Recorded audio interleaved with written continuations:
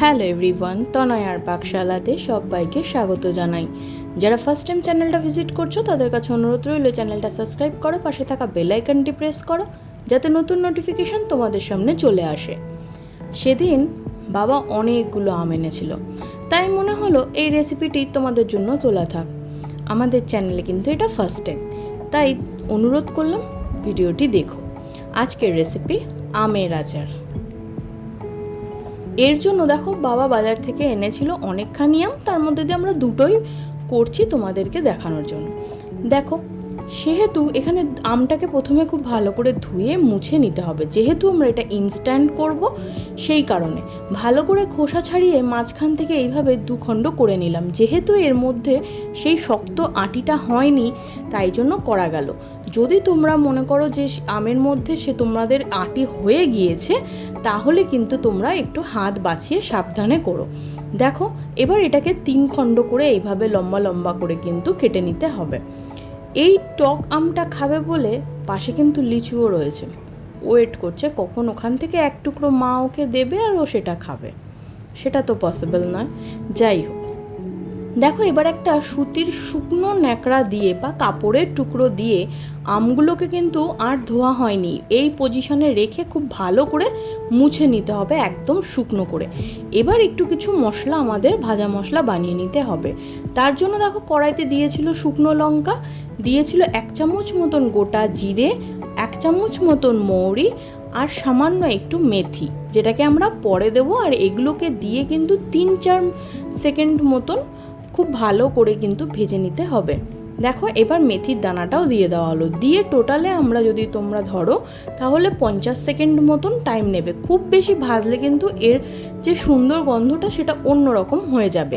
কড়াইতে দেওয়া হয়েছিল বেশ অনেকখানি পরিমাণে সর্ষের তেল। তেল গরম হয়ে গেলে দেওয়া হয়েছিল 2টো শুকনো লঙ্কা ফোড়ন আর 1 চামচ মতন 5 ফোড়ন।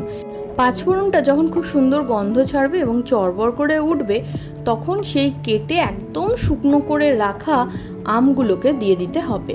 তোমরা বেসিক্যালি হয়তো দেখে থাকবে মা ঠাকুমারা যেটা করে থাকে, আমগুলোকে একটু নুন হলুদ দিয়ে অন্তত পক্ষে একটা দিন একটু রোদে তাপ দিয়ে নেয়। কিন্তু আমাদের হাতে একদম সময় নেই, ইনস্ট্যান্ট করবো আর বিকালেই খাবো, তাহলে এইভাবে করে নিতে পারো। আমের মধ্যে দিয়ে দেওয়া হয়েছিল নুন আর হলুদ, দেওয়া হলো কাশ্মীরি লঙ্কার গুঁড়ো খুব সুন্দর একটা কালারের জন্য, আর ঝালের জন্য দেওয়া হয়েছিল একটু লঙ্কার গুঁড়ো। আমরা এখানে কিন্তু একটু ঝাল ঝাল খেতে চেয়েছি, তাই জন্য এইভাবে বানিয়েছি। তোমরা যদি ঝালটা কম খেতে চাও তাহলে তোমরা তোমাদের মতন অ্যাডজাস্ট করে দিও। খুব ভালো করে নাড়িয়ে চাড়িয়ে যখন একটু ভাজা হয়ে গিয়েছিল, তখন এখানে আমরা চিনি ইউজ করিনি, এখানে কিন্তু আমরা গুড় ইউজ করেছি। দেখো এখানে আমাদের অনেকখানি গুড়ের প্রয়োজন হয়েছে, কারণ আমটা যেহেতু একটু টক ছিল, আর সেহেতু আমার মনে হয়েছিল গুড়ের পরিমাণটা মা একটু বেশিই দিয়েছে, তাহলে কিন্তু টক মিষ্টির এই ব্যালেন্সটা কিন্তু ভীষণ ভালো আসে। পুরোটাই যদি খুব মিষ্টি হয়ে যায় তাহলে কিন্তু আর আচার থাকে না। যাই হোক, দেখো এটাকে ব্লেন্ডারে একটু আধা ভাঙা করে নেওয়া হয়েছে, যাতে মুখে পড়লে তার ফ্লেভারটা খুব ভালো আসে। এদিকে কিন্তু আমাদের যে গুড় সেটা কিন্তু খুব ভালো মেল্টেড হয়ে গিয়েছে। এবার ওপর থেকে সেই ভাজা মশলাটা আমাদের দিয়ে দিতে হবে। ভাজা মশলাটা দিয়ে কিন্তু খুব সুন্দর করে নাড়িয়ে চাড়িয়ে এটাকে নামিয়ে নিলেই কিন্তু একদম রেডি আমের আচার। অবশ্যই কাঁচা আমের আচার। দেখো আমাদের এটা একদম রেডি। ঠান্ডা হয়ে গিয়ে একটা কন্টেনারে আমরা এইভাবে রেখেছি, তোমরা চাইলে কিন্তু কাচের জারে রেখো। যেহেতু 2টো আম দিয়ে করা হয়েছিল তাই খুবই সামান্য, তাই জন্য আমরা এটা কিন্তু স্টোর করলাম টিফিন ক্যারিয়ারের মধ্যে। তোমরা যদি খুব বেশি পরিমাণে করে থাকো তাহলে অবশ্যই আমি তোমাদের বলবো একবার কাচের জারে এটা রেখো। এটা কিন্তু অনেক দিন কিন্তু ফ্রিজে রেখে খাওয়া যায়, বেশ ভালো লাগে।